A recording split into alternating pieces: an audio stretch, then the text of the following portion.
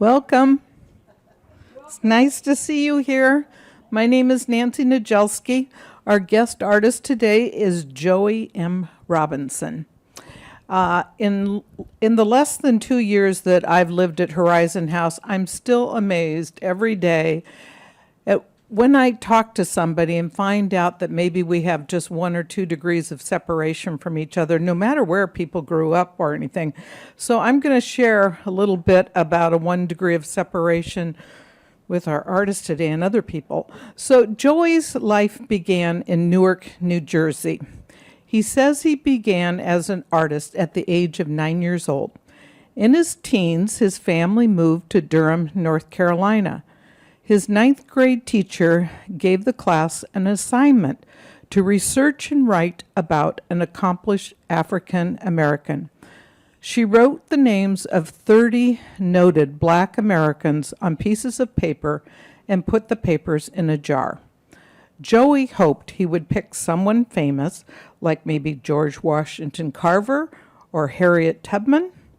The name he pulled out of the jar was Jacob Lawrence. But guess what? Joey had never heard of him. And so he asked the teacher if he could pick another name, as a teacher would. And she very wisely told him no. Joey had never heard of Jacob, and so when he began his research, he found out that Jacob Lawrence had relocated here to Seattle and had become an art professor at the University of Washington. So Joey looked on a map and saw how far away Seattle was from Durham, North Carolina, and wondered what it was like here in Seattle. In 1999, Joey moved here to begin school at the Art Institute of Seattle. Joey was fortunate enough to actually meet Jacob Lawrence and told Mr. Lawrence that he was the inspiration and reason that he had come to Seattle to paint. Joey's art has been featured on the front pages of the Seattle PI, the Seattle Times, and the King County Journal. It's also been featured on the popular TV series Grey's Anatomy. In 2005, his Black Maids tribute at the Art Institute of Seattle told the stories of African American women who served as domestic servants. In 2007, he served as a guest artist for the New Jersey Historical Society's exhibition on the 1967 Newark Riots. In 2020, the Seattle Art Museum exhibited his art in their New Art New Year show. I met Joey more than a decade ago. Less than a year after same-sex marriage became legal in Washington state, I officiated Joey's wedding to his husband, Ron. Sadly, Ron died about 5 years after that, but Joey did find new love in Michael, who unfortunately couldn't be here today because he's keeping us safe because he came down with some sickness, so thank you to Michael. On the marriage, here's the other piece of serendipitous 1 degree of separation. On the marriage certificate that I signed for Joey and Ron are the name of 2 witnesses. One of those names is Judith Wood.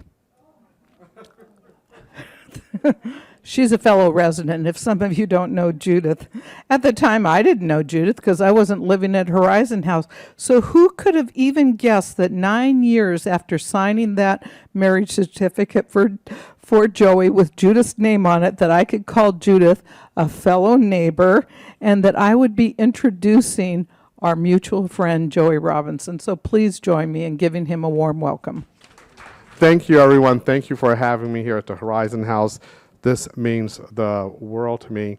As Nancy said, I had some history. I did come and visit Jacob and Gwen Lawrence in their beautiful penthouse unit upstairs in the older building at the time.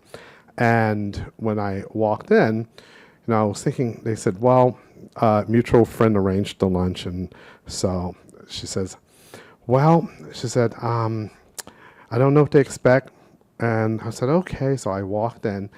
And of course, I was, I'm thinking, wow, I know they have a lot of art around, and it, I was just thinking it would be mostly Jacobs. But then when I walked into their beautiful, beautiful home, and saw pieces from Augusta Savage of Gwen, gorgeous sculptures of her as a young woman, and there was just sitting on the table. They had beautiful mid-century or classic modern furniture, and they both had their studios. And I was thinking, I said, geez, I said, they have a little piece of heaven up here, in their own spot. But the great thing about it is that, so I was touching and I was rubbing things. They never told me not to. And the bust of Augusta Savage, of Gwen by Augusta Savage, I was, rubbing it, just getting the texture. She never looked twice. Now when I go to the Seattle Art Museum, I will never touch it again. And I tell people that. I said, I rubbed the head of that sculpture. And I said, and it's home. So anyway, those are really great memories that I have here of Horizon House and my good friends, Nancy and Judith. When Judith said that she was moving to the Horizon House, and I said, okay, and we talked about it sometime before Ron passed away. And we end up moving to San Diego, but I end up coming back home after his passing. And I want to be close to friends, so I end up taking a place on 8th Avenue, not too far from Judith. So we're friends and neighbors to all of you. And we see Judith a lot, and we pick her up and drop her off. So I'm at the Horizon House a bit, at least with dropping Judith and off from beautiful dinners and wonderful times. But as well, I mean, you guys, I talk about the Horizon House all the time with artist friends because I'm affiliated with the Seattle Art Museum, and I have a day job at a law firm, and we have an art collection as well. But I talk about you guys all the time because you have a museum here at the Horizon House. You have some of the best works, blue chip art, and well-recognized artists here. And so at some point, the curator for our collection at the law firm, she says, see if they can give us a collection there, a tour there, because it's great. I said, they have great works. Yeah. So it's great to be around art, wonderful people, and people that have nurtured me when I needed them the most. Thank you for having me. Thanks, everyone. Well, let's get started. So I am Joey M. Robinson, and I say that because when I first started painting, there was another Joey Robinson in Seattle, and he was a cartoonist. So it was time to get a website, and you have to pick a domain name. So I put Joey Robinson, and it was taken. So I was like, darn. Well, my late partner and manager, quote unquote, at the time, says, just throw your middle name in. And so I did. So my middle name is Murphy, so that's how it became Joey M. Robinson. And so now I just have this habit over the years. People say, what's your name? I say, Joey M. Robinson. And they're looking like, okay, that's kind of weird. I mean, he's telling us his middle initial. So let's get started with the collection.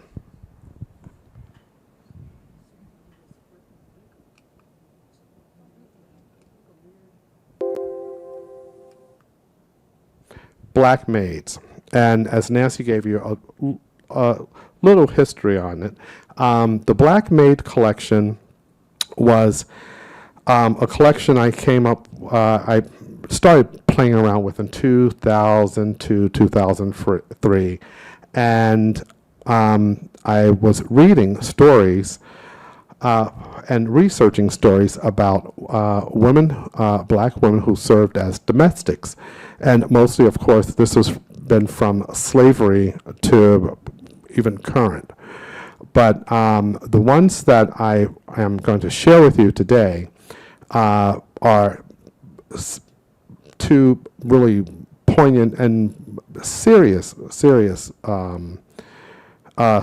and they are true stories. But then I also have some lighthearted stuff too. So we're going to start off with Lois Bellman. Lois Bellman, she was a neighbor of mine growing up, and I was a little kid. She's my mother's friend. And Lois had 11 children. Yes, 11 children. But she had to work and had to provide for them, and she and her husband. And so Lois was the pillar of the community. Also, she had the most kids, and she had a great playtime with her kids. We all enjoyed going to Lois's house, and she always made food and had candy, and it was just a great time. And my mother enjoyed her because she was a neighbor, and she just made the neighborhood just a little livelier. Well, it was the summer of was summer of '67 in July, and everything was just great. We were enjoying our summer vacation, and everyone was just having a great time. All of a sudden, we wake up and there's tanks and snipers and police officers, and our street was blocked off. That was the beginning of the race riots in Newark, New Jersey, and I was 7 years old. We were under siege all of a sudden. I mean, the whole neighborhood. And we didn't know, of course, what was the purpose. I mean, it was a civil rights movement, but we were kids. We didn't know that. We just knew that there were army tanks and army men in front of our house.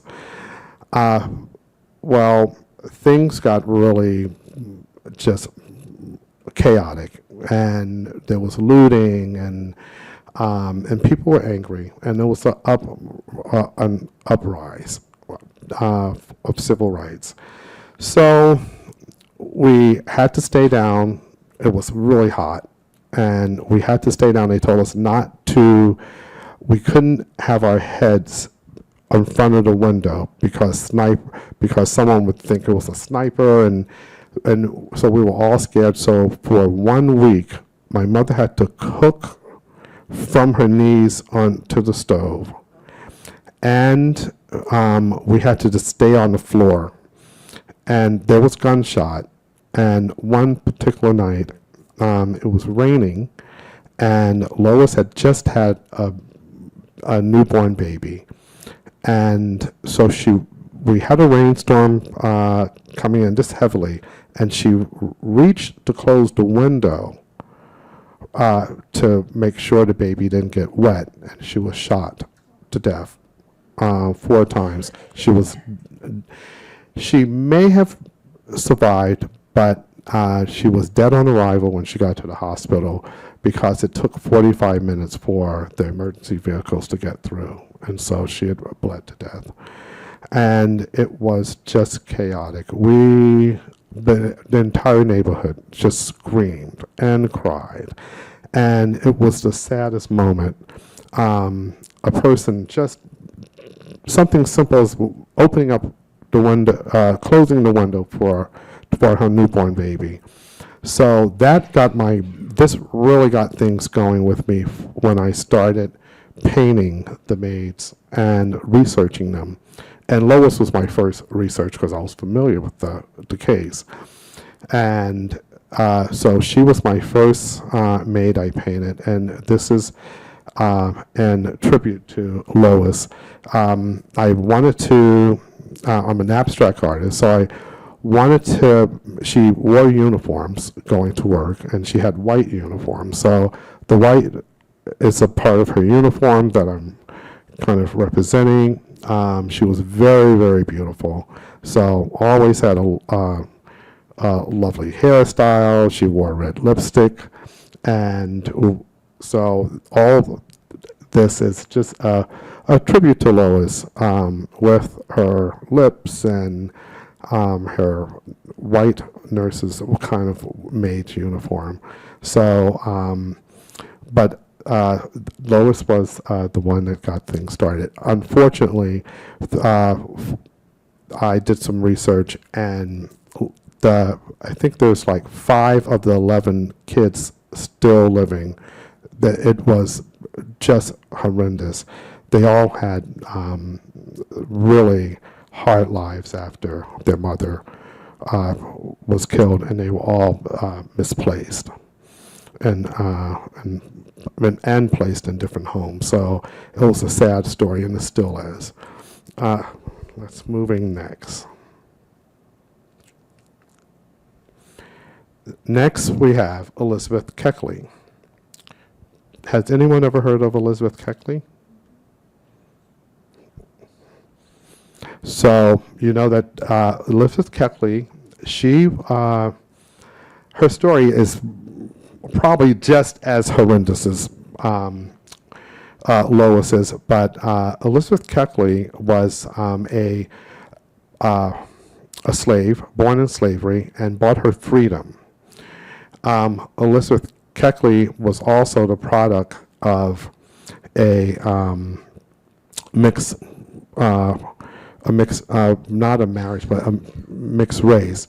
Her father was white and her mother was black. So Elizabeth Keckley, at the time, she had something over on the other slaves or free slaves that she looked and very fair, and a lot of people didn't know what her racial ethnicity was at the time.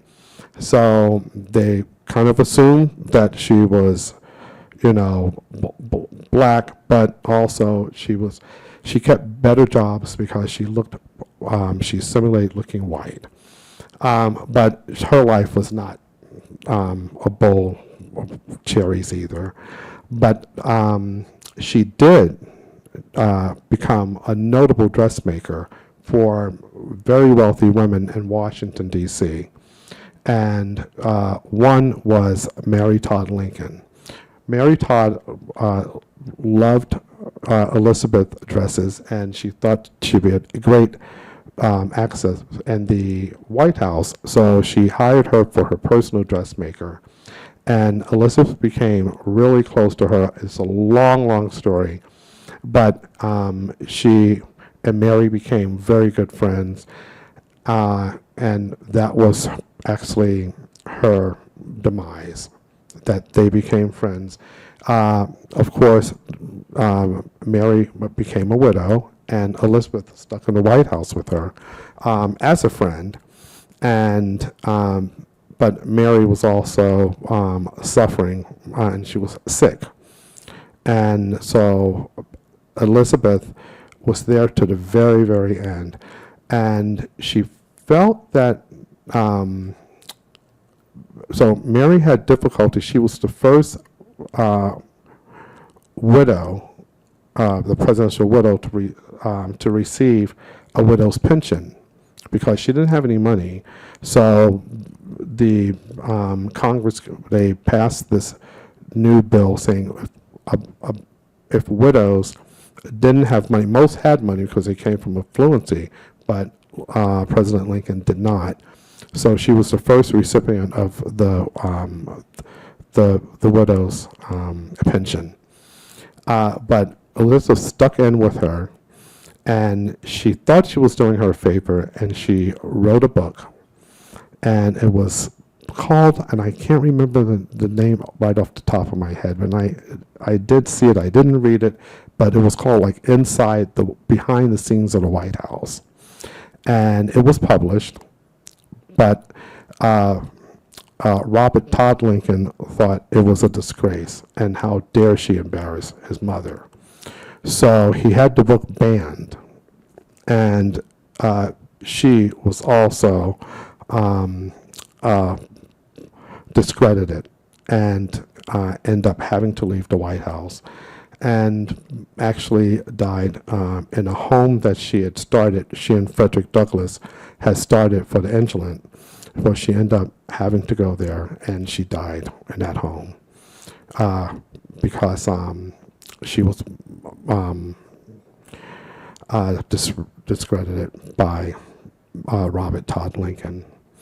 So unfortunately, she actually had somewhat of a interesting life, and then, of course, it ended up being a sad story. So I thought I wanted to paint her in the light that I only saw a few pictures, but paint her with beautiful clothing on, and she wore her hair up and always had beautiful jewelry on. She was really, really an attractive person.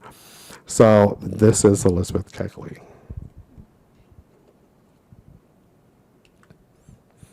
Okay, I apologize. I said I had some light stories.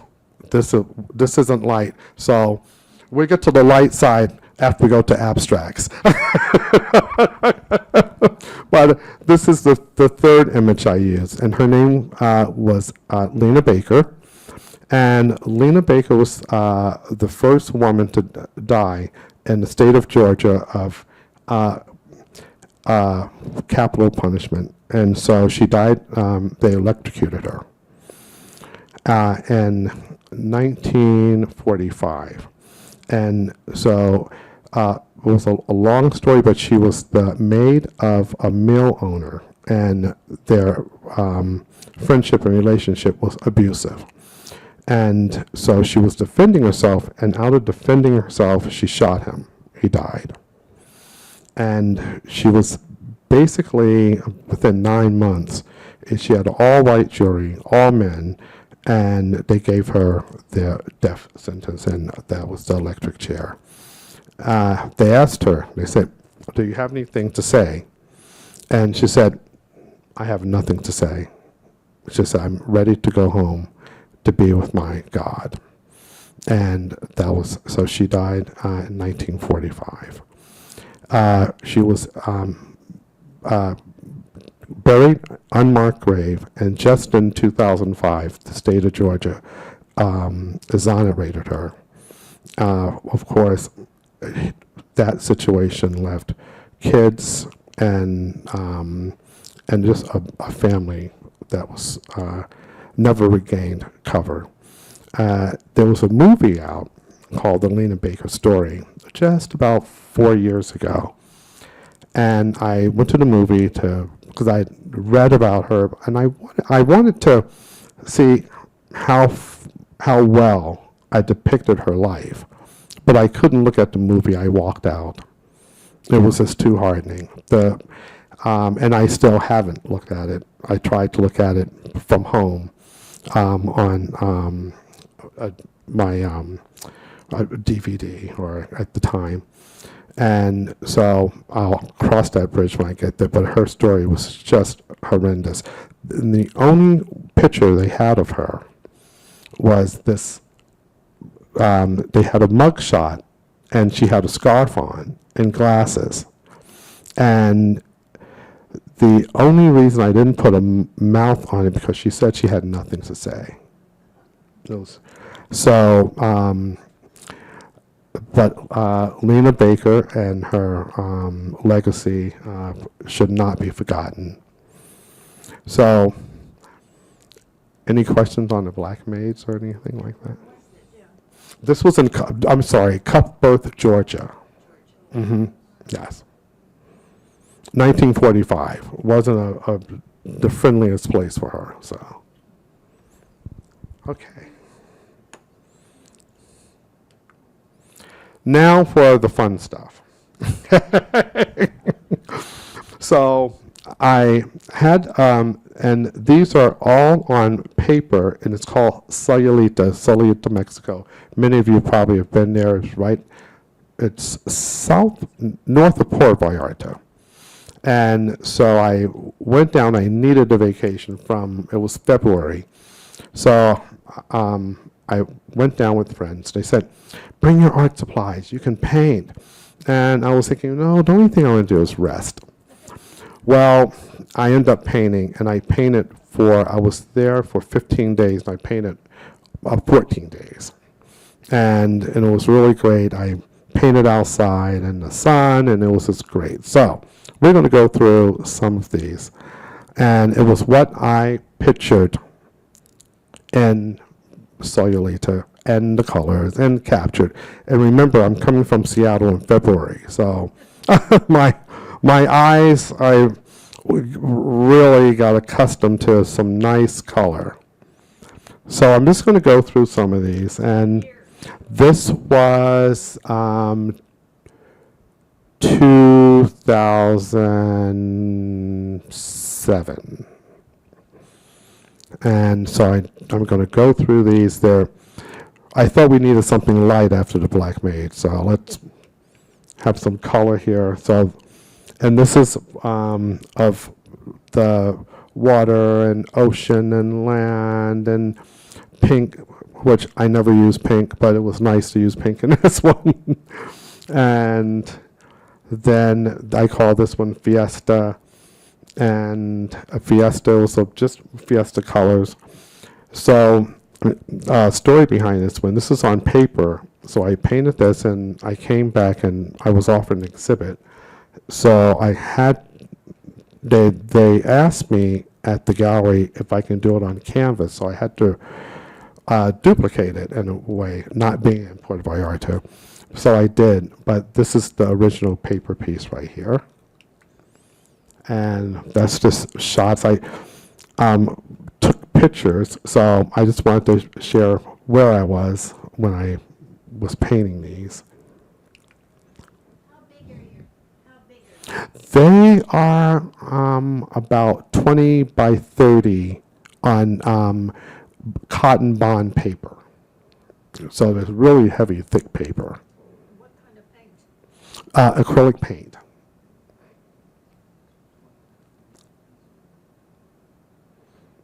So now I have a collection, and I bought a couple of them. Does anyone know what encaustics are? So these are encaustics that's coming up. So the encaustics I introduced to the Seattle Art Museum in 2020, just before the pandemic. And I was so happy. I was like, January 2020, I'm here, I'm at the Seattle Art Museum. And March, everything closed down. And it's like, but this was my debut for the encaustics there.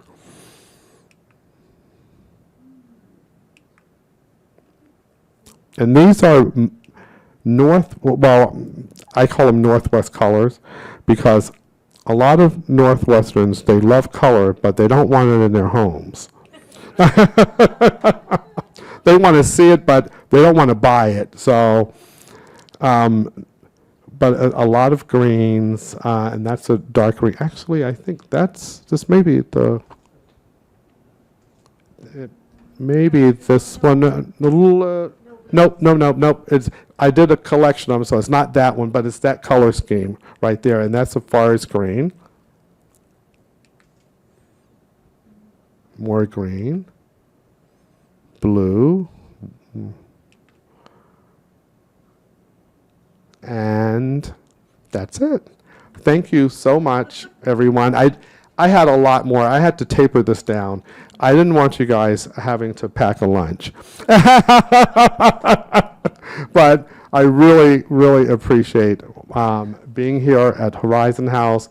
And I noticed there's a dress code today. What, black? Black and white for Black and retirement white. community. Wow. Thank you for dressing that way too.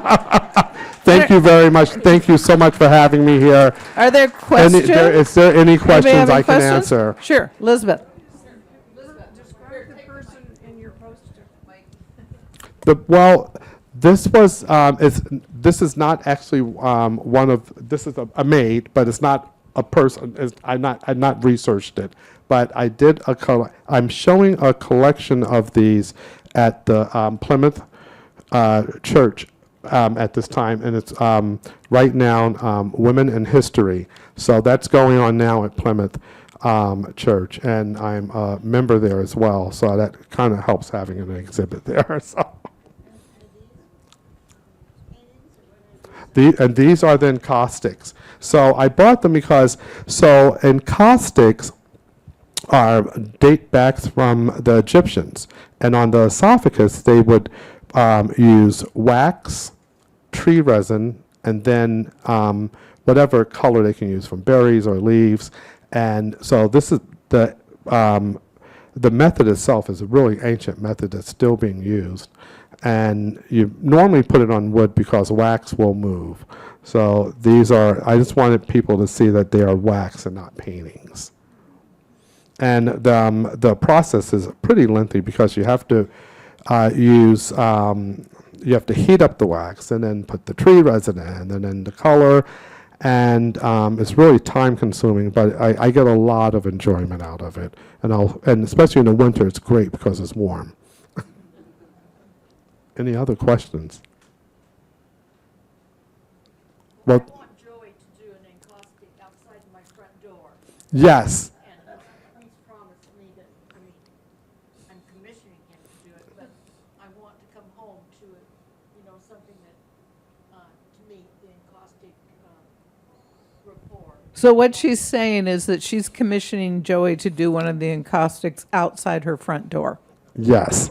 So we're going to all be visiting Oh, you, yeah, Judith. for sure. Well, what I like is you don't have to have glass on top of them.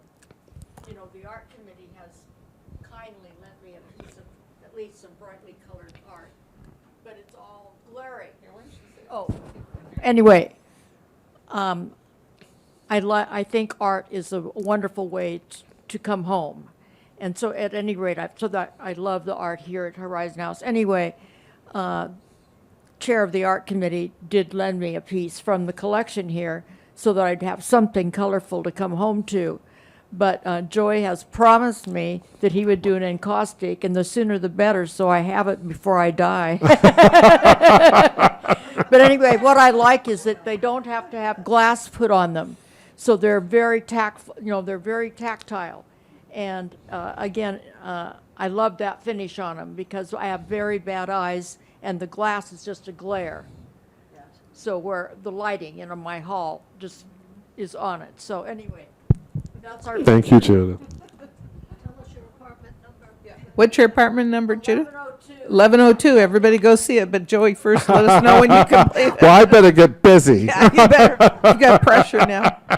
Are there any other questions? Any other questions? Yes, yes. In the maid pictures that you did, Yes. did you do more than two? Or Oh, yeah, lots of them? lots of them. I'm constantly painting them.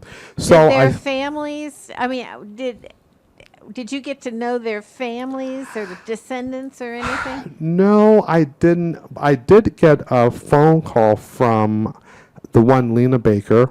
I don't know how she found my phone number, but she had seen my works on Grey's Anatomy, and they were of Lena Baker.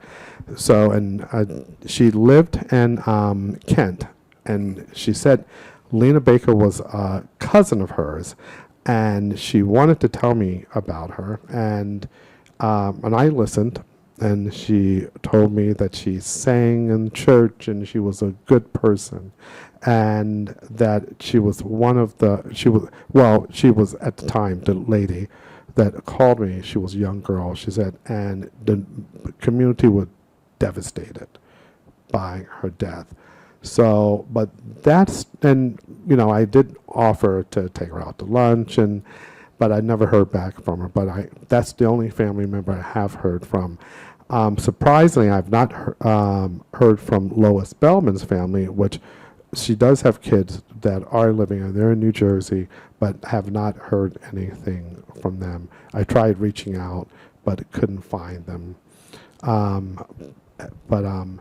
There's probably about a good 30 good stories. And the stories, I have about 8 of the maids that are in the New Jersey Historical Society. So I donated them to the New Jersey Historical Society in 2007. So they have a great deal of them. But I paint them constantly. I'm just not painting stories anymore or researching stories. I wish I had the time and the heart sometimes, because it's pretty emotionally draining. So I stopped painting them for a good 5 years. I just took a break. I didn't paint maids anymore. But by demand, I was asked to paint more and tell more stories from collectors around the world, actually. Yes. You mentioned that you had a day job. Yes. What's your day job? So I am a client service coordinator for a law firm, and so I have. You can tell them the law firm. Okay, you're probably clients, Perkins Coie. So so I started off. I took that job when I was in school at the Art Institute, just to have a job, and I even told them, I said, I'll be out of here in a few years. I said, I'll probably be in Paris somewhere, because I was going to school for interior design. And so they said, well, however you want to stay, just stay, and you can work. And they were really, really good with my schedule. And at the time, they even gave me tuition reimbursement. Now that is far gone. You have to have something legal related now. But at the time, it was, very, very nice of them. So it was time for me to leave. And they said, well, where are you going? I said, well, I'm going to get a job as an interior designer. So I did get a job for Baker Furniture. And they're based out of Chicago, but I was here in Seattle. And I stayed for, I think, 3 months. Hated it. Just didn't like it. Rather work for 600 attorneys opposed to 5 interior designers. So, and if you ever seen the movie Devil Wear Prada, I was that. I ran down the street, swatches and lunch, and I said, well, what will I design? And they said, you'll get there. They said, but we need another corned beef sandwich. And so I end up calling the firm back and asking for my job. And they said, absolutely. And they said, when can you come? And I said, tomorrow. They said, why don't you take a couple of weeks off? And then they said, we'll have everything waiting when you come back.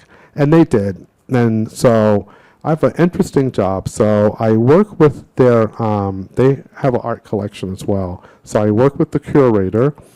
And so, and we are the curators and the custodians of the collection. So that consists of 5 attorneys and 3 business professionals. No longer staff, they're called business professionals. And so I'm lucky to be one of the business professionals that help out with their art collection. And so, so I have a really unique job there.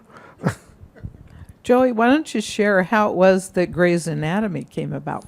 The Grey's Anatomy was another. I was at work, and I was painting the Black Maids, and they had showed at the Art Institute as a one-man show.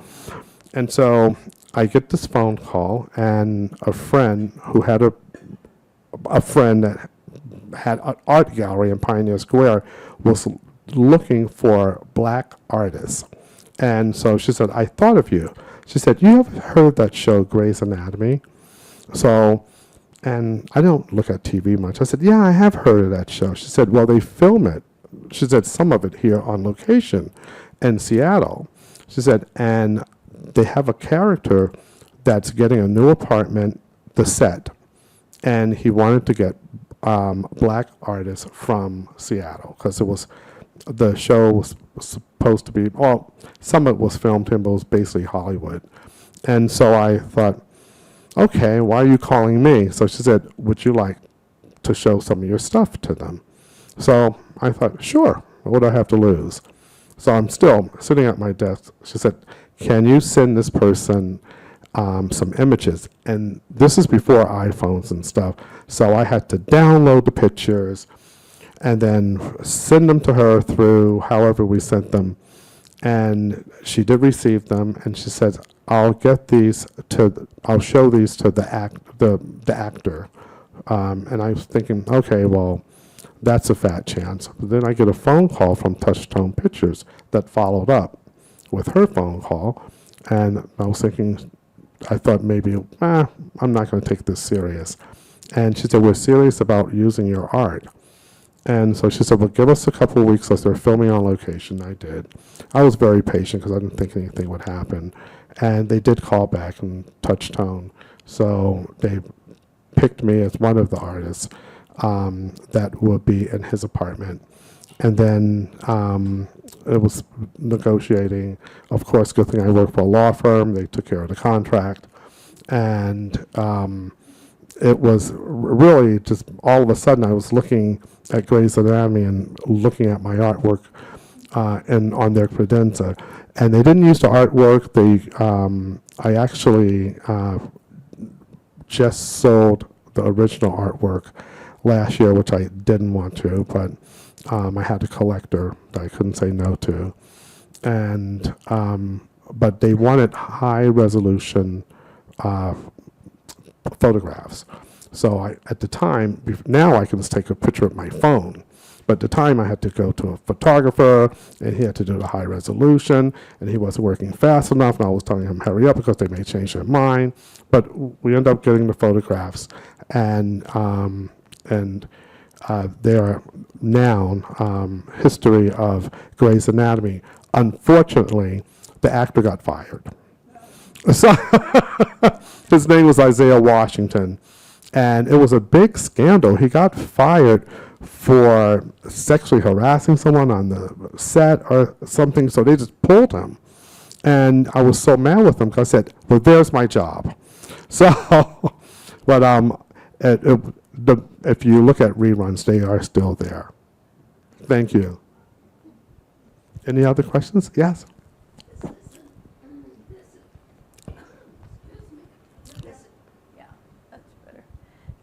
It's not a question so much as if any of you go to a Plymouth church service, I don't know how long you're leaving the display that's going down the hallway, but it's a really great experience to look at. Thank you. Well, we extended it. And it was supposed to come down on the 5th of May, but I just talked to them. I said, well, I can come get them. They said, no, leave them. They said, just leave them and come get them when you want them, and which I want them to be at the church. And they show well there, too. And it was an honor to be hanging at my home church. Yeah. Any other questions? They're of the maids like this, but they're not. They don't have a story behind them, but they are very similar. And actually, I think this one is hanging there too. They have some names. Yes, and they have names that maids were called at the time, and so I did name them, and I also started with that women in history because some are not maids. I have Josephine Baker. I have Angela Davis, and gosh, was another one? Angela Davis. The one that ran for vice president. Shirley Chisholm. Yes, and I did research that one. The only reason I didn't put a story with it because I wanted to do a bigger piece on Shirley Chisholm because she was just sensational. I mean, I was a little boy at the time, and I didn't really realize how sensational she was until I started researching her. And so I'm hoping to expand the Shirley Chisholm one. Thank you. Thank you. Any other questions? Well, let's give, Judith? I was just going to say, Joey has a great range of art, and I saw the most incredible show on Pullman Porters, and it was very, very well received. There were all kinds of people and so the history that Joey goes into when he does some of these collections is also very interesting and really enlivened my own Thank you. appreciation of that period of the Pullman Porters, who settled Pullman, Washington, was named after. Absolutely. So anyway, Absolutely. I appreciate your sense of bringing life to those of us who come to see these shows. Thank you, Judith. As Judith was saying, I did a collection called the Pullman Porters, and they were of men who worked on the railroads. And another, bittersweet story. They weren't treated very well by George Pullman, who owned the railroad, and then later Robert Todd Lincoln became the president of the railroad after George Pullman. But in 1924, it was they started their own union because they felt that they weren't being treated right. And so it's the union, something of brotherhood. And it's the first black union of men that was started in 1924. So something good came out of it. And with that, they were treated, they got treated fairly. They end up sending their kids to school. They can buy homes because it was a good thing for them. Thank you, Judith, for mentioning that. I didn't want to bore you guys. I would have had you here for 2 hours so I had showed you everything. But I just wanted to give you the highlights. But the Pullman Porters have they've done very well. And it's very similar to the Maids, some with stories, and their beautiful cap and blue uniforms. And I thought that I remember as a kid, before 1970, they were very active before Amtrak took over. And I thought they were the military as a kid because they looked so gallant with their blue uniforms and hats. But they also were the ambassador to hospitality on the railroads, between black and whites. So they were stewards of good service and trust. I just have a brief postscript to that. I'm old enough that I took one of these trains before 1970 back to graduate school, Syracuse University, from Seattle, and everybody on that train was a Pullman Porter. They were all black. I was served on silver cutlery. I mean, it was just, I felt like I was living in some kind of, 1940s world. It was absolutely, I had no idea that I was on one of the very last trains that was going to be like that. So I have a lot of memories of what it used to be. Huh? Thanks. Are those any of those pictures shown now in the collection? It's funny. I only have a few in my studio, so it's as quickly as I paint them, collectors take them. So, and it's not too bad, but I keep going back because I'm working. I'm constantly working, so I'm working. My new project this summer will be encaustics again. So I keep thinking I should take time and make more Pullman Porters, and so I'll get there. It's that darn day job that holds up things, which is also beneficial in many ways. Hi, yes. I was just wondering where now we can see more of your work. Well, Seattle. well, I'll I have. ask again, I guess. I was just wondering where in Seattle right now that we could see more of your work. Well, right now I'm at the church, but I don't. My works. I'm with the Seattle Art Gallery, so I had a show in January, there, but they represent me, so you can always go there and ask to see my works. They can always pull them out and one of the slides. But I'll be exhibiting there this fall. So I didn't have a summer show, which I was kind of glad because it gives me the summer off. And I'll be working on stuff, believe me. But the Seattle Art Museum gallery, you can always see stuff there. And you can ask Eric or someone at the front desk. Just ask for Joey Robinson. Any other? And I have cards here. You can go to my website, and it's like its own museum. So it has every collection. So I'll leave these cards with Nancy. Any other questions? Well, let's thank Joey for coming. Thank you for having me. Thank you very much, and I'm honored to be here.